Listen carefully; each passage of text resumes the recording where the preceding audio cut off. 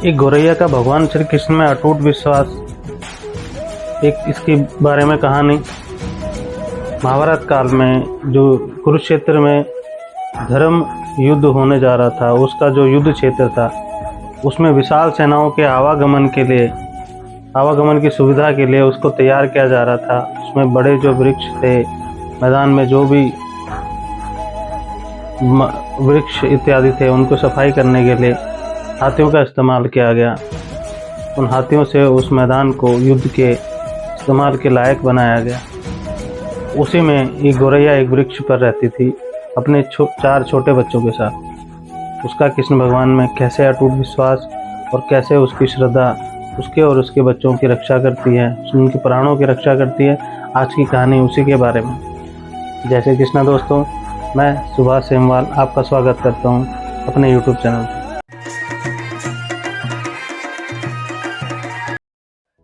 तो महाभारत के समय उस धर्म क्षेत्र कुरुक्षेत्र के उस मैदान की सफाई के दौरान उस एक वृक्ष पे जो गौरैया अपने 4 छोटे बच्चों के साथ रहती थी, एक विशाल हाथी द्वारा उसको वृक्ष को गिराया गया।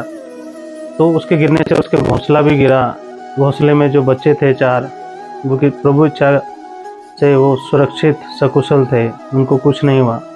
परंतु बेचैन, भयभीत, कमज़ोर गौरैया परेशान होकर इधर उधर मदद के लिए देखने लग गई। उसको ये मालूम था कि यहाँ युद्ध होने जा रहा है। तभी उसने दूर से आते हुए श्री कृष्ण भगवान को अर्जुन के साथ आते हुए देखा अपने रथ पे। फिर उसने अपने पंख फड़फड़ा के किसी तरह वो रथ के पास गई। भगवान श्री कृष्ण को उसने मदद के लिए अपनी गुहार लगाई, उनसे प्रार्थना करी, हे प्रभु हमारी रक्षा करें। हे कृष्ण, मैं अपने छोटे बच्चों के साथ इस पेड़ पर रहती थी, नीचे गिर गई हूँ। बच्चे आपकी कृपा से सकुशल हैं, परंतु मैं ये जानती हूँ कल से युद्ध होने वाला है और हम कुचले जाएंगे और मेरे बच्चों के प्राण चले जाएंगे, क्योंकि वो उड़ नहीं सकते हैं, अभी बहुत छोटे हैं।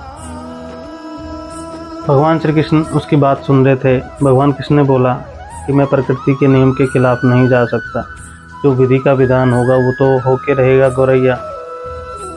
परंतु गौरैया भगवान श्री कृष्ण के सामने से नहीं हटी। वो अपनी जिद पे थी कि भगवान आप ही हमारे प्राणदाता हैं, आप ही सृष्टि के सभी के संरक्षक हैं, आप ही हमारी रक्षा करेंगे। भगवान को बोलती है कि आप हमारे बच्चों को किसी तरह बचाएं। भगवान कहते हैं कि मैं काल के नियम के खिलाफ नहीं जा सकता, परंतु फिर भी गौरैया का प्रभु में अटूट विश्वास। गौरैया कहती, भगवान मैंने अपने बच्चों का और अपना भाग्य आपके चरणों में सौंप दिया है, अब आप रक्षा करें, यह हमारा विनाश होने दें। फिर भगवान कहते हैं, गौरैया आप 3 हफ्तों का भोजन इकट्ठा करें, बाकी मैं कुछ नहीं कर सकता, मैं भी एक मानव हूँ, प्रकृति का जो नियम होगा वो होके रहेगा। आप 3 हफ्तों का भोजन इकट्ठा करिए। परंतु बगल में अर्जुन ये देख रहा था कि एक गौरैया वहाँ पे फड़फड़ा रही है, परंतु वो कृष्ण भगवान और गौरैया के बीच के संवाद को नहीं जान सकता था। फिर थोड़ी देर बाद वो गौरैया को उड़ाने की कोशिश कर रहा था, परंतु जब गौरैया को भगवान से एक आश्वासन मिला कि वो 3 हफ्तों का अनाज इकट्ठा कर लें, तो उसका विश्वास भगवान में था, तो वो यही करने के लिए वहाँ से उड़ गई। फिर 2 दिन बाद शंख का उद्घोष हुआ, युद्ध के शुरुआत हुई, युद्ध शुरू होने की घोषणा हुई। फिर अर्जुन और भगवान श्री कृष्ण युद्ध क्षेत्र में आए। तो भगवान श्री कृष्ण ने अर्जुन को कहा कि अपने धनुष और बाण मुझे दो। अर्जुन चौंका, भगवान श्री कृष्ण ने तो युद्ध में हथियार ना उठाने की कसम ली है और उनको इसके अतिरिक्त उनको यह भी मालूम था कि वो सर्वश्रेष्ठ धनुर्धर वही है। तो वो हैरान थे कि भगवान धनुष बाण उनसे क्यों मांग रहे हैं, परंतु कृष्ण भगवान ने उनसे धनुष बाण ले लिया। तब अर्जुन उनको दृढ़ निश्चय से बोलते हैं, दृढ़ विश्वास के साथ बोलते हैं कि भगवान आप मुझे आज्ञा दें, मेरे लिए कोई भी निशाना अवैध नहीं है, मैं कोई भी निशाना भेज सकता हूँ। अगर आप कहें तो मैं मुझे आप बताएं। और भगवान ने उनकी बात को ना सुनते हुए उनसे धनुष बाण ले लिया। इसमें भगवान क्या करते हैं कि एक दूर खड़े हाथी पे निशाना साधते हैं। अर्जुन ये खड़े होकर देख रहे हैं।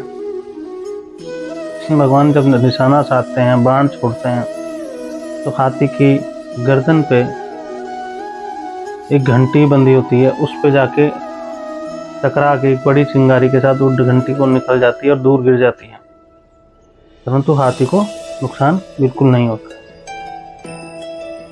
अर्जुन हैरान होकर हंसने लग जाते हैं। इतना बड़ा निशाना भगवान कैसे चूक गए? वो तो प्रत्यक्ष निशाना, आसान निशाना था। अर्जुन कहते हैं कि भगवान क्या मैं प्रयास करूं? परंतु भगवान उसका धनुष बाण उन्हें वापस देते हुए कहते हैं, अर्जुन इसकी कोई आवश्यकता नहीं। फिर अर्जुन एक प्रश्न की मुद्रा में भगवान से पूछते हैं कि हे भगवान, जब हाथी को आपने मारना नहीं था और उसको आपने हाथी को निशाना बनाया ही क्यों? उसकी क्या गलती थी? तो भगवान उसे कहते हैं कि ये वही हाथी है जिसने उस गौरैया को के घोंसले को, उस पेड़ को गिराते हुए गिराया था। तो अर्जुन फिर हैरान कि अर्जुन कहता है, भगवान कौन सी गौरैया? और वो तो हाथी मरा भी नहीं है, वो तो सुरक्षित है, सिर्फ घंटी ही तो निकली है। फिर भगवान उसकी बात को दरकिनार करते हुए उन्हें शंख फूंकने का आदेश देते हैं और इस तरीके से युद्ध शुरू होता है।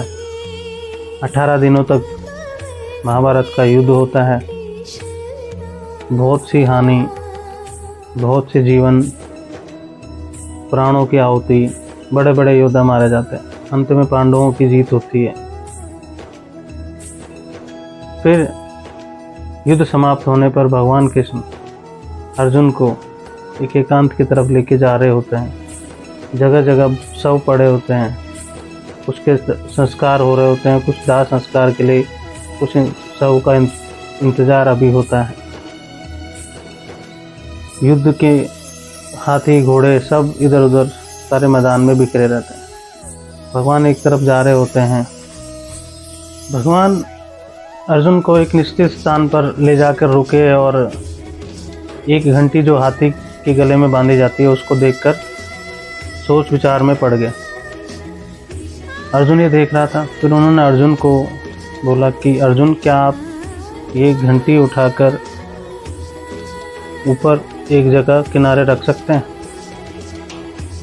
उनका आदेश सरल था, परंतु अर्जुन बेचैन और परेशान होकर ये सोच रहा, एक प्रश्न की दृष्टि से उनको देखता कि मैदान पर इतने सामान, इतनी चीज़ें अभी सफाई के लिए हैं, परंतु भगवान एक धातु के टुकड़े के लिए इतना सोच विचार करके मुझे आदेश दे रहे हैं इसको सफाई करने के लिए। हाँ, यही घंटी, उन्होंने दोहराया, ये वही घंटी है जो मैंने बाण से उस हाथी के गले से तीर से मार के निकाली थी। अब अर्जुन बिना किसी सवाल करे उस बड़ी विशाल घंटी को उठाने के लिए झुकते हैं और जैसे ही वो उस घंटी को उठाते हैं, जैसे ये दृश्य देखकर जैसे अर्जुन की दुनिया ही बदल गई। 1 2 3 4 5 4 छोटे बच्चे और एक बड़ी गौरैया उस घंटी के नीचे से फुर फुर फुर करके उड़ के भगवान कृष्ण के आगे पीछे मंडराने लग गई, उनकी परिक्रमा करने लग गए। बाहर निकलकर माँ गौरैया और 4 छोटे पक्षी भगवान कृष्ण के इर्द गिर्द मंडराने लग गए, उनकी परिक्रमा करने लग गए। 18 दिन पहले काटी गई एक घंटी ने 5 प्राणियों की रक्षा करी, उस गौरैया और उसके 4 बच्चों की। अर्जुन कहते हैं, मुझे क्षमा करें भगवान, हे कृष्ण मुझे क्षमा करें, मैं भूल गया था।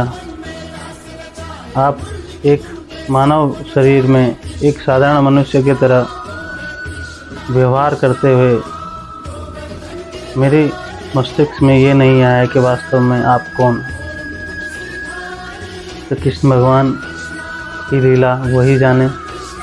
ये कहानी आप सबको कैसी लगी कमेंट में ज़रूर बताइएगा। अच्छी लगी हो तो लाइक ज़रूर करना, शेयर करना अपने दोस्तों के साथ। और ऐसी ही कृष्ण से जुड़ी हुई कहानियों के लिए, अच्छे मोटिवेशनल विचारों के लिए यूट्यूब चैनल इस पहाड़ी सुभाष हेमल का ज़रूर सब्सक्राइब करना। धन्यवाद। फिर मिलते हैं। जय श्री कृष्णा, जय योगेश्वर, जय बद्री विशाल।